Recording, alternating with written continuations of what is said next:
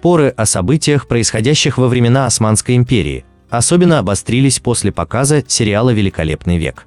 Почти весь мир стал обсуждать как главных героев Хюррем и Сулеймана, так и заинтересован в деталях жизни и смерти других персонажей, живших сотни назад лет. Но особое место в разговорах, как мы понимаем, достается прославленной паре. Хюррем называют хитрой лисой и коварной женщиной, а Сулеймана чаще убийцей детей и внуков. Жаль, что таких же интересных историй нам не показали в качестве фильмов, но только за последующие десятки лет. Ведь то, что произошло в Османской империи после смерти Хюррем и Сулеймана, способно задеть нас за живое не меньше, особенно период под названием «Женский султанат». Видя историю правления женщин в Османской империи после Хюррем, можно с уверенностью сказать, что происходящие потом события поставят Роксолану в разряд детских шалостей, по сравнению с тем, например, что делала Кюсем или ее сыновья Мурат и Ибрагим. Давайте исправим эту несправедливость и попробуем за одно небольшое видео узнать подробности управления Османской империей на протяжении последующих 100 лет после смерти Хюррем и Сулеймана. Не переключайтесь, обещаю вам неизвестные ранее подробности. После смерти Кануни на престол взошел его сын Селим. В его гареме, по оценкам разных историков, было порядка 150 женщин, привезенных из разных уголков мира, с которыми он любил проводить время, пить вино, наслаждаться обществом немых и карликов, поэтов и музыкантов. Да, когда Селим зашел на престол, он хотел сам управлять империей, однако под влиянием женщин, сестры Мехремах и любимой Нурбану, власть в государстве была отдана дивану. Во время правления сына Кануни гаремом управляли женщины, которые выстроили там свои порядки. Правила в гареме ослабли, а наложницы научились требовать и получать различные привилегии, наряды и украшения, о которых гарем во времена Сулеймана и до него не мог даже и мечтать. Многими историками отмечается, что, подавшись своим слабостям и передав власть в империи фактически под влияние Соколу Мехмед-Паши, Селим упустил главное – нельзя было отдавать управление гаремом женщинам.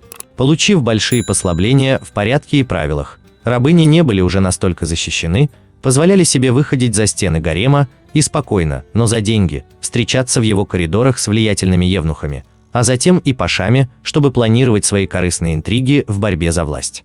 Всем известно, мы это уже не раз обсуждали, Нурбану серьезно дружила с Соколу, если можно так сказать. Но еще бы, ведь не зря же она пожертвовала счастьем своей дочери Эсмихан, выдав ее за него замуж. Нурбану не смущала разница в возрасте 40 лет, и что, возможно, ее дочь не будет счастлива в этом браке. Любимице Селима Нурбану нужна была власть, и она не собиралась размениваться на свои материнские чувства. Именно поэтому Соколу не вмешивался в дела гарема, а Нурбану стала еще при жизни Селима требовать, чтобы ее называли Валиде Султан. Правда, ей помешала Мехремах, но когда умерла и она в 1578 году, а до нее Селим в 1574, Нурбану получила полностью власть в гареме и долгожданный титул, ведь на трон взошел ее сын Мурат. Однако, пока был жив Соколу, паша старой закалки, служивший еще Сулейману Великолепному, он все-таки еще как-то сдерживал влияние женщин на управление империей. Но вот после его гибели женский султанат вошел в стадию своего бурного развития и стал оказывать сильное влияние на всю дарственную власть не только в гареме. Мурат, как известно, безумно любил София Султан, а та, в свою очередь, безумно любила наряды, украшения, богатство и власть. Ей пришлось долгих 4 года до смерти Нурбану бороться за власть в гареме.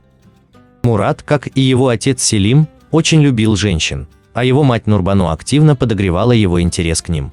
Она практически каждый день отправляла ему новых наложниц, с которыми тот проводил все свое время, а в это время во власти кипели нешуточные политические страсти. Когда же, наконец, Нурбану умерла, София окончательно взяла управление в свои руки, умудрившись быть главной не только в гареме, который, к слову сказать, интересовал ее постольку-поскольку. Но она стала оказывать значительное влияние на действия турецкой армии и флота. София стала первой султаншей, которая произвела на кровавом османском поприще просто фантастический фурор. После того, как ее сын Мурат умер, взошедший на трон внук Софие, Мехмед, казнил 19 своих единокровных братьев, а всех беременных наложниц Мурада выбросил в Босфор.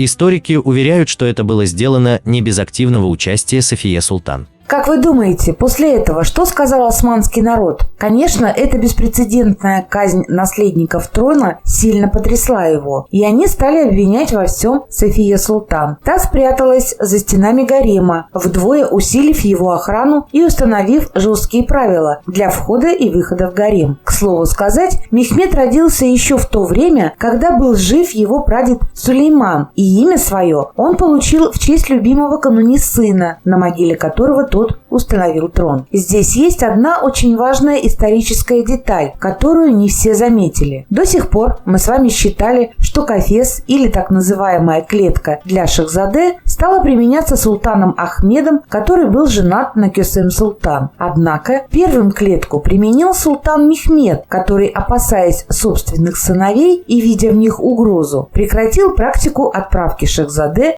в Санджаки и стал удерживать их при себе в Стамбуле, заперев в кафес. София всячески старалась сделать правление своего внука простым, не доставляющим ему никаких хлопот. Она в Торе Нурбану поставляла ему все новых и новых наложниц. Да, видимо, таких безропотных и простых, что даже их имена не указаны в гаремных книгах. Более того, даже имена его дочерей неизвестны. А их, как считают историки, было ни много ни мало, а целых 6. Единственная женщина, которую удалось разыскать в архивных документах историку Лесли Пирс, это Хандан Султан, которую мы видели в сериале «Империя Кесем». Но, по заверениям другого историка, Энтони Алдерсона, эта женщина умерла в одно время с султаном Мехмедом. Не София ли Султан приложила к этому свою руку? Кровожадная власть София Султан закончилась, когда на трон взошел Ахмед, ее внук, а его любимой женщиной стала Кесем Султан. Эти две страшные фурии воевали совсем недолго. Не без стараний Кесем, София была сослана в Старый дворец. Здесь, по разным данным, она либо покончила жизнь самоубийством, выпив яд, либо, по другой версии, ее задушил евнух в тот момент, когда София спала. Так или иначе, но к власти пришла Кесем, кровавая история которой заставит содрогнуться даже самого стойкого скептика. Вот уж где вспомнишь Хюррем и поймешь, что она в сравнении была просто ангелом. Кесем считалась не просто жадной до власти. Эту власть она готова была буквально выгрызать зубами у всех, кто встанет на ее пути, не щадя даже собственных детей. На трон стали поочередно восходить слабоумные потомки султана Мехмеда.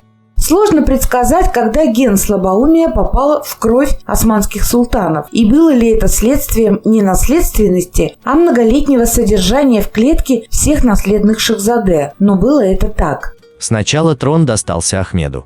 Ему было всего 14 лет, когда он получил в подарок Кесем. Ахмед умер рано, в возрасте 28 лет, а на трон взошел безумный Мустафа. Его свергли, поставили Османа, но того убили янычары. Считается, что так как Осман не был сыном Кесем, потому любимая всеми янычарами Кесем вполне могла приложить к этой казни свою руку. Опять поставили психически больного Мустафу, но снова свергли.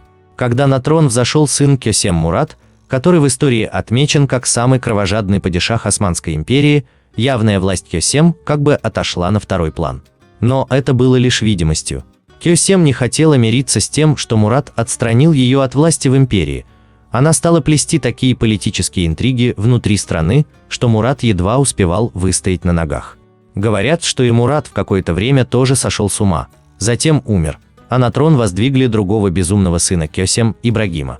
Прошу заметить, что описываемые события происходили один за одним, буквально за очень короткое время. Историки писали, что Мурат так сильно ненавидел собственного брата Ибрагима, что когда умирал, то, будучи на смертном одре, приказал казнить Ибрагима и уже назначил вместо себя султаном преемника, кого-то из своего ближнего окружения, не имеющего ничего общего с династией. Тогда паши сказали Мураду, что Ибрагим казнен, и тот спокойно умер. Когда за Ибрагимом пришли, чтобы посадить его на трон, тот забился в дальнем углу своей комнаты и не хотел выходить оттуда. Конечно, безумный молодой мужчина боялся, что его пришли убить. Надо сказать, что Ибрагим боялся буквально любого шороха. Он боялся свою мать, заговоров, наложниц и пашей. И ему постоянно мерещились чудища. Он видел страшные картины своей казни. Все это безумие не могло не сказаться на его поступках. Став султаном, Ибрагим находился под властью Кесем, а та настолько была занята своими государственными делами и политическими интригами, что уступало Ибрагиму в его безумных поступках. Про султана Ибрагима ходит множество легенд, которые достойны отдельного видео. Одно лишь важно: власть безумного султана довела османскую казну до истощения, а отцы и матери боялись выпускать своих дочерей на улицу.